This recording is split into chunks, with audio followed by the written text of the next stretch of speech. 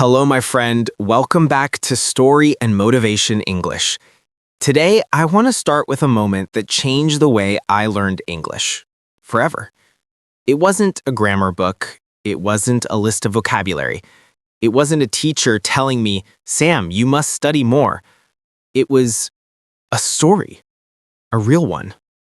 A story? What kind of story are we talking about? Well, years ago, I was riding the subway in New York. My English wasn't great back then. I understood maybe half of what people said. But there was this older man sitting next to me, and out of nowhere, he started telling me a story about his childhood, how he used to play baseball with his brothers, how they'd sneak out at night to look at the stars, how life felt simple back then. And here's the crazy part. I understood almost everything. Not because my English was perfect, but because the story was real, emotional, and human. I love that. Real stories make the language come alive. It's not about memorizing words, it's about feeling them. Exactly. I walked off that train thinking, wait, did I just understand a full story in English? It felt like magic. That's the power of real stories. They stay with you, they stick, they teach you without effort. And that's why today's episode is special, because we're going to help you learn English through real stories. Stories full of kindness, surprise, connection, and real-life moments from the world we share. So stay with us, my friend. A good story can change your English and maybe even your day. Let's begin. You know, Emma, that moment in the New York subway stayed with me for years. It was the first time I realized that English isn't learned only through rules. It's learned through people, their voices, their emotions, their memories. I feel the same. When I was learning French, I struggled so much with traditional grammar books. I thought something was wrong with me because I couldn't remember anything. Then, one day, a French woman told me a short story about her cat. Just a simple, funny story. And suddenly, I remembered every word she used. Yes, exactly that. Our brains don't react to information the way they react to stories. When you hear a story, something inside you wakes up. Your imagination, your empathy, your curiosity. Right. Because stories aren't just words. They're experiences, they're emotions, they're human moments wrapped in language. And that makes the English unforgettable. And here's the thing I wish someone had told me earlier. You don't need perfect English to understand a story. You just need real English, simple words connected to real emotions. Yes, think about children. They learn language through stories long before they learn grammar. They listen, they imagine, they feel, and that emotion helps them remember. Exactly. But adults often do the opposite. We try to memorize vocabulary lists as if English is a machine, not a living, breathing language full of human stories. I know. And that's why learners sometimes say, I studied so many words, but I can't remember them. Because memorizing alone doesn't create connection. But when a word appears inside a story, you see it, you feel it, you understand it. That's why real stories are like shortcuts to fluency. They make language stick without effort. True. And remember, a story doesn't have to be dramatic or life-changing. Sometimes it's the small stories that touch us most. A moment of kindness, a tiny surprise, a simple conversation with a stranger. Yes, like that moment with the older man on the subway. He wasn't trying to teach me English, but he did, without even realizing it.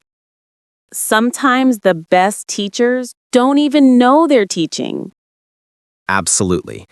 And real stories also make us feel connected. Connected to people, to cultures, to experiences we've never lived. That connection helps the English flow into our memory naturally. I've always believed this. If a story touches your heart, the English inside it stays forever. I agree 100%. And I think our friend listening right now has felt that before.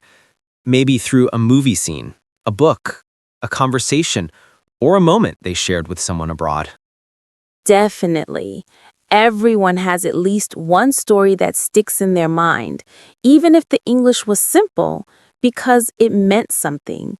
We remember meaning, not grammar. And that's what we want to bring to today's episode. Stories that feel real, warm, and human. Stories that teach English the way the brain naturally learns. Yes, real stories told with simple English, so our friend can understand everything and feel everything. That's the magic combination. All right, Emma, I think our friend is ready. Let's take them into the heart of the episode, the stories themselves. 3 real stories, 3 human moments, and so much natural English inside them. This is going to be good. Let's begin. All right, Emma, let's begin with the first story. This one still makes me smile every time I think about it. I'm ready. Tell me.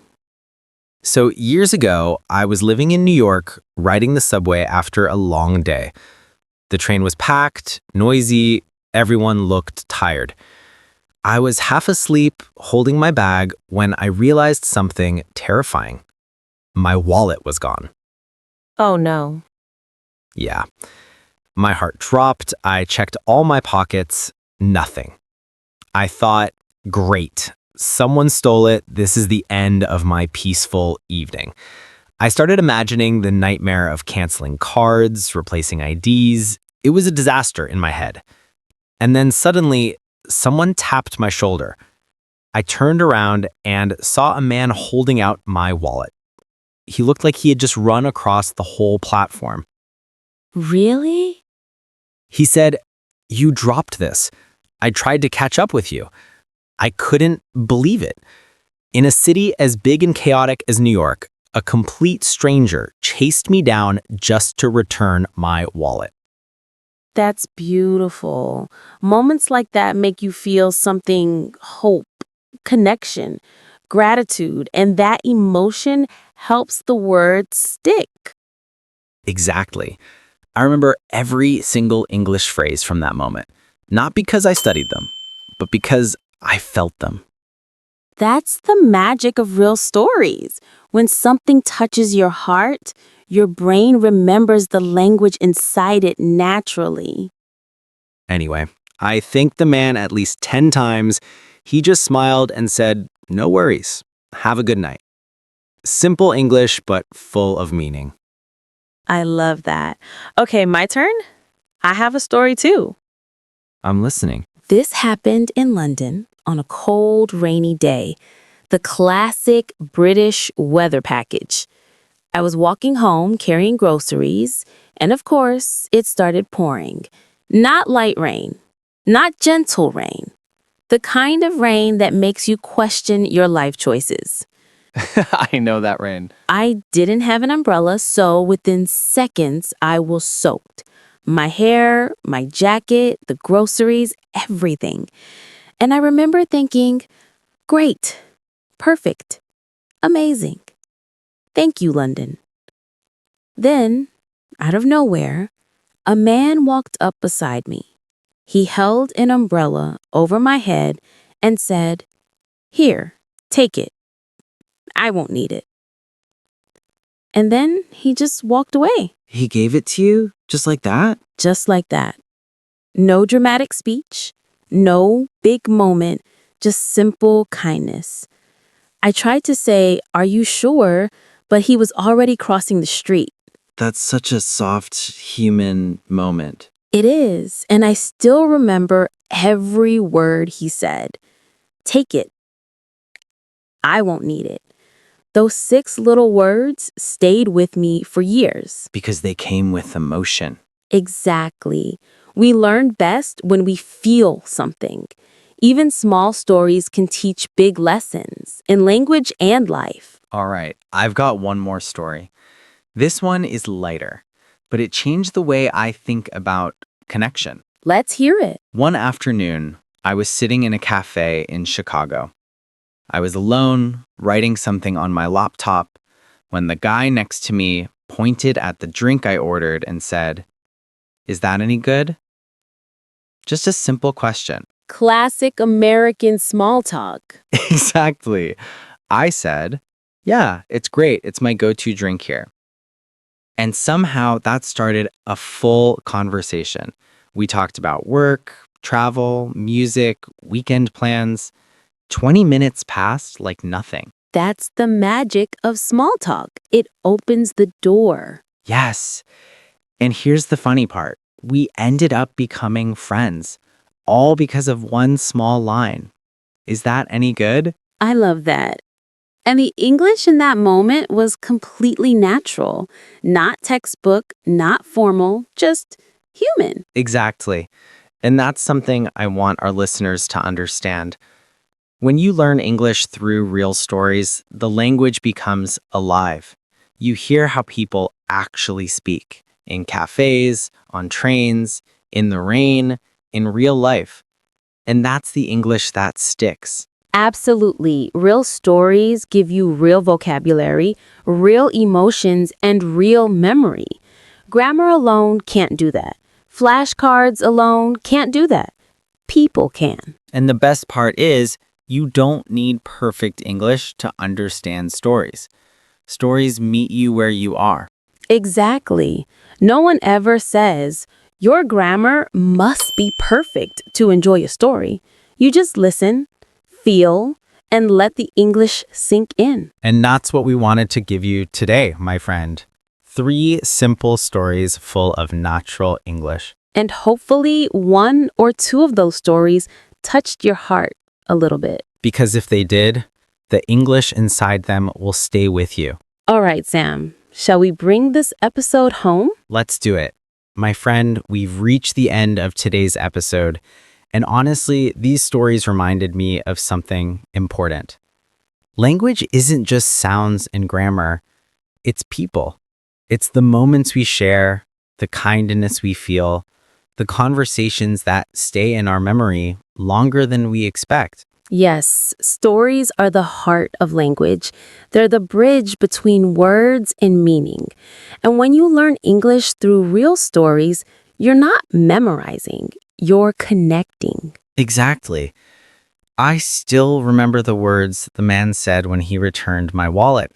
I still remember the tone of the woman at the cafe.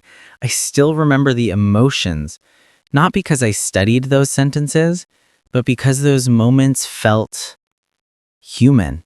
And that's the thing many learners forget. You don't become fluent by memorizing alone. You become fluent by understanding people, by listening to their stories, by feeling what they feel. Yes, because when a story moves you even a little, the English inside it sticks to your heart. You don't have to force it.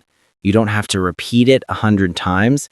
It becomes part of you naturally. And the best part is, stories are everywhere. In a short conversation with a stranger, in a moment of kindness, in a funny mistake, in a memory you didn't realize was powerful until years later. And your stories matter too. You have stories inside you from your childhood, your travels, your friendships, your challenges. And telling them in English is one of the best ways to grow your fluency. Absolutely. Your stories can teach you English just as much as anyone else's. So, my friend, the message today is simple. Don't just learn English from books. Learn it from life, from experiences, from emotions, from stories that make you pause, smile, or feel something real. And we'd love to hear from you. Tell us in the comments what real story from your life taught you something important. It can be big or small. Every story has value. If today's episode touched you or helped your English, don't forget to like, subscribe, and share it with someone who needs a little storytelling in their language journey. Thank you for spending this time with us. Your English is growing, your confidence is growing, and your heart is opening to the world in a new language. We're proud of you, more than you know. And remember, fluency begins with feeling. We'll see you in the next episode, my friend.